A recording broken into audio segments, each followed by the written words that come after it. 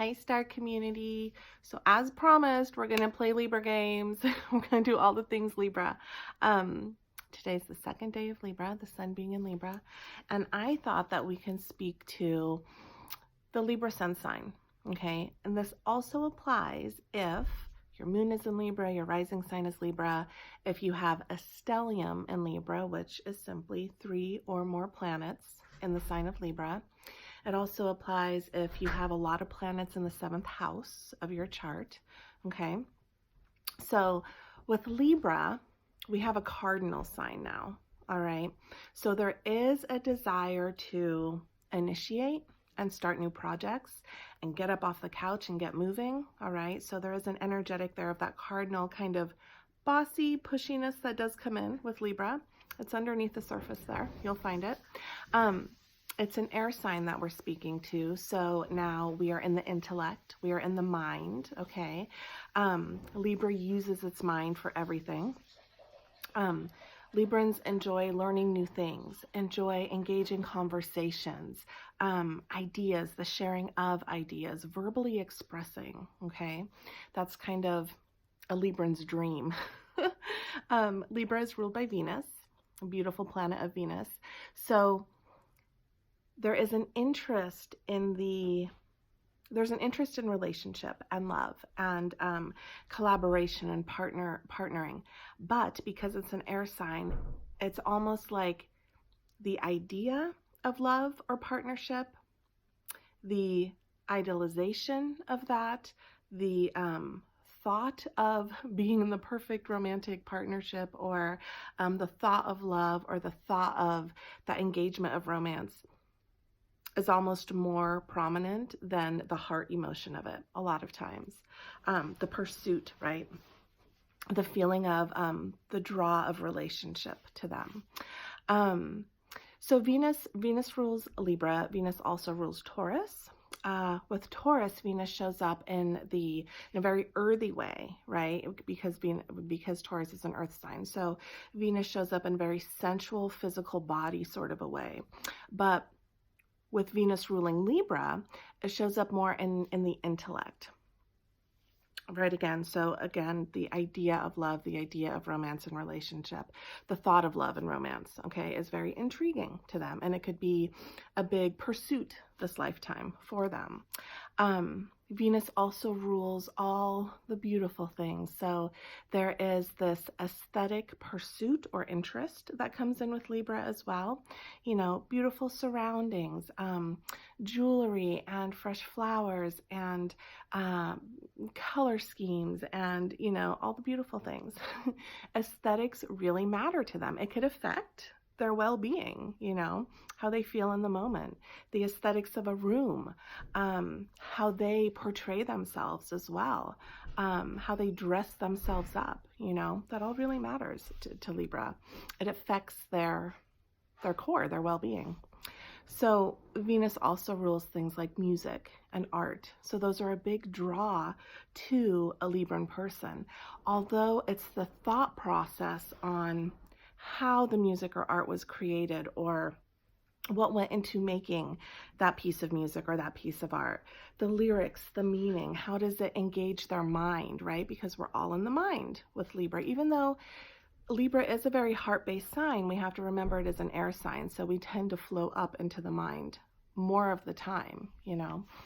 The mind is really engaged with the concept of beauty and beautiful things. So here we have the scales also with Libra. So Libra really has to do with a balance, okay? A big part of it is bringing the masculine and the feminine into balance. So if you think about it, the opposite sign of Libra is Aries, all right? And Aries is so masculine and it's energetic. It's the warrior, it's the one on the battlefield, it's the one shouting at you and being a little bit over the top, right? It's that very masculine, tough sort of energy. And Libra tends to carry a soft feminine energetic to it, but it also wants to bring, the goal is to bring the masculine and feminine into balance here.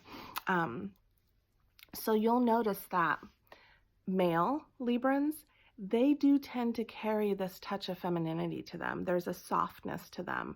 There's a compassion to Libran males. They want to be social. They want to engage and have conversation in a very charming, pleasant, harmonious sort of a way, in a softer sort of Libran way sometimes, right? And the Libra females, Libra women, they carry that within themselves too, but because they're cardinal, there's still this, Libran females are tough. You know, they can be very independent and stand on their own, although initially they want to partner and they want to be, you know, part of a team or part of a duo. There is this toughness that comes in because they are a cardinal sign, and cardinal signs, they're the bosses, they're the leaders, they're the initiators. They can be a little bit pushy sometimes, you know. So underneath that beautiful, sweet Libran shell, you can find that, you know, especially if you're in relationship with a Libra. Let's see, I'm looking at my notes here, seeing what else I want to share with you guys. You'll also find, I think, with the Libran males that they tend to have a lot of female friends, a lot of women friendships. They gravitate towards that, and women also gravitate towards them, to that Venusian kind of Libran essence in a Libra male. Okay. So even though the Libra female can be tough and can kind of carry that inner masculine within them, they always look very feminine, especially if the Libra is in the ascendant, the rising sign. Their physical form, the way they present themselves, is going to be very, very feminine, okay? Beautiful, flowing, pretty jewelry, pretty makeup. They think about how they present themselves to the world. One of Libra's main concerns is, how do I show up in my social contacts, in social settings? There is a learned way, Libra learns at a very young age, what is acceptable, you know, in society, in social interactions. How am I supposed to present myself? And therefore, you'll find that Librans are a lot of times concerned with pleasantries and manners and coming across as this beautiful, harmonious, peaceful, tranquil sort of a being when they're around other people. It matters to them. They could be the ones that don't really like rudeness or harshness or anything ugly in its energetic or in its appearance even, you know. There's a concern there. There's a way of thinking, we show up in this way that is acceptable by society, you know. And so therefore their interactions, their social engagements, there's a learned way that they have done this from a very early age. This person likes it when I show up this way, so I'm going to show up this way for that person. This person likes me to show up this way, so I'm going to shift and do that for this person. There could be a fear of rocking the boat with Libra. They tend to be the yes people, because when you say yes to everyone, everyone's happy, okay? They're not rippling the waves. They're not rocking the boat. So Librans need to be aware of that, you know, being the yes people and bending over backwards to please everybody, and learning how to say no and learning how to voice when they aren't happy about something or something doesn't work for them. You know, it's okay to make waves sometimes, which Libra has a hard time with, and therefore they tend to sacrifice themselves a lot of the time in relationship, in interactions. All right. Let's see. What else do I want to share with you guys?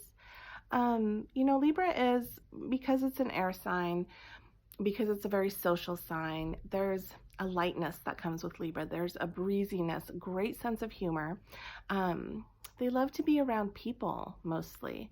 You know, going to that dinner party, engaging with a group of friends, going to the party, being social, going out to eat. They need to find their people. They need to be part of a team, part of a duo, have that partnership, have that person by their sides. Libra is the sign that, you know, wants to go with you to the store or wants somebody to go with them to the store. You know those double bikes where there's one person in front and one person on the back and they're both pedaling? That's such a Libran thing to do. Me personally, It would drive me nuts unless I was on the back and like the person in front was doing most of the pedaling. But yeah, those bikes, Librans love that. That's such a Libra thing to do. When I see those, I always think of Libra. Let's see here.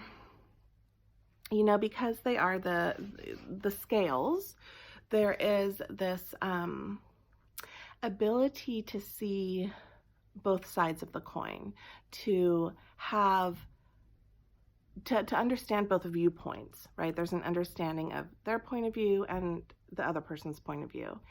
In that way, which is a beautiful quality, they're great mediators, okay? Great mediators, but that can really bring in indecision.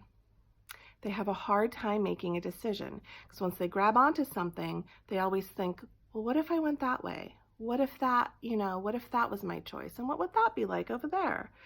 So it's a hard time, there's a hard time pinpointing them.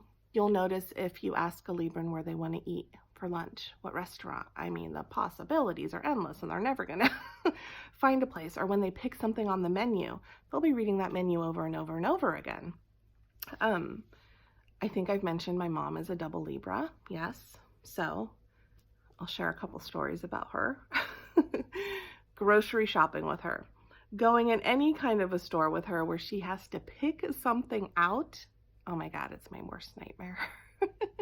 She will take both things and read the ingredients and read the labels on both things, weigh the pros and cons. I mean, this is as easy as like a loaf of bread, you guys. Where me, being double Sagittarius, I'm like, that one, let's go, pay for it, and we're on our way to the next adventure. But no, it's like the decision making and the processing and which would be better. What are the pros and cons of this? What are the pros and cons of that? And then they can never decide. So when my mom goes shopping, it's so helpful to have me along because I just tell her, pick one and let's go. And the aesthetic thing as well. I'm just throwing my mom under the bus here. She's a Libra sun and a Libra rising. When she comes over to my house and we have a meal together, I have all these mixed matched plates, right? I don't have like a set or a theme. Double Sagittarius here. I like to mix it up a little bit. She has to have the prettiest plate. She has to have the prettiest fork. She has to have just the right perfect mug. You know, it's like this whole thing. The lighting has to be right. The colors have to be right. It's this aesthetic thing that, you know, it's very pleasing to Libra to have beauty around them. It's important to them, okay?